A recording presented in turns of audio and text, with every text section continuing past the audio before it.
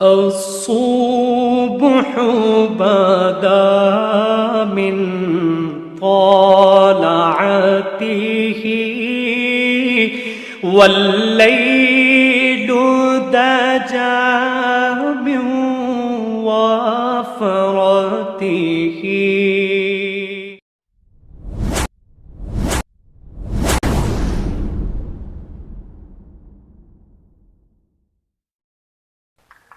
الحمدللہ رب العالمین والصلاة والسلام علی سید المرسلین اما بعد فاعوذ باللہ من الشیطان الرجیم بسم اللہ الرحمن الرحیم. درود پاک پڑھیں. اللہم صلی علی سیدنا و مولانا محمد وعلی آلہ وسلم. آج ہم بات کریں گے شادی شدہ حضرات کے متعلق کہ کیا روزے کی حالت میں بیوی کے پاس جانا یعنی اس سے مس کرنا، اس کو بوسہ لینا، کیا اس سے روزہ ٹوٹ جاتا ہے؟ تو یاد رکھیے کہ اگر کوئی روزہ رکھے ہوئے ہیں، روزے دار کو اپنی بیوی سے مس کر جانا یعنی ٹچ کر جانا یا بوسہ لے لیا تو اس سے روزہ نہیں ٹوٹتا. ہاں، روزہ تب ٹوٹے گا کہ اگر کسی نے اپنی بیوی کو بوسہ لیا اور اس کو انزال یعنی منی خارج ہو گئی، تب روزہ یہ ٹوٹ جائے گا.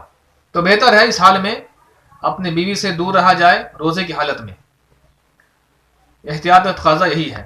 اب آئیے کہ اب بعض اوقات ہمیں غسل کرنا پڑتا ہے یا وضو کرنی پڑتی ہے، تو غسل اور وضو کے بعد ہماری جو کیفیت ہوتی ہے، اس کے بارے میں بحر شریعت میں ذکر کیا جاتا ہے کہ غسل کیا اور پانی کی خنکی اندر محسوس ہوئی یا کلی کی اور پانی بالکل پھینک دیا، صرف کچھ تری منہ میں باقی رہ گئی، تھوک کے ساتھ اسے نگل گیا، اور دوا کوٹی تھی، دوا کو کھرچا اور حلق میں اس کا مزہ محسوس ہو گیا، یا ہڑ چوسی ایک طرح کا وہ جڑی بوٹی ہے اور تھوک نگل گیا مگر تھوک کے ساتھ ہڑ کا کوئی جزو حلق میں نہ پہنچایا، کان میں پانی چلا گیا یا تنکے سے کان کو کھجایا اور اس پر کان کا میل لگ گیا، پھر وہی میل لگا ہوا تنکا کان میں ڈالا، اگرچہ چند بار یعنی بار بار ایسا کیا ہو، یا دانت یا منہ میں خفیف چیز یعنی بہت ہی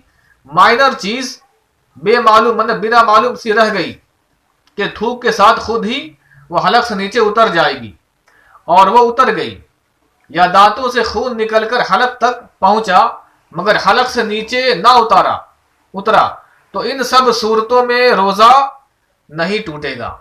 مطلب روزے کی حالت میں آپ کان کو بھی کھجا سکتے ہیں، کان سے میل وغیرہ نکال سکتے ہیں. اگر غسل کرنے میں کان کے اندر اگر پانی چلا جاتا ہے تب بھی روزہ نہیں ٹوٹتا.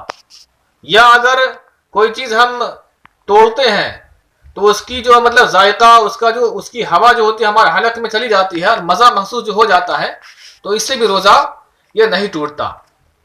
تو ان باتوں کا ہمیں خیال رکھنا چاہیے. اگر کسی کے دانت سے خون نکل گیا اور خون نکلنے کی صورت میں وہ اس کا خون حلق تک پہنچ گیا اور وہ مزہ محسوس ہو گیا مگر اس نے حلق سے فوراً باہر پھینک دیا، تب بھی روزہ نہیں ٹوٹے گا.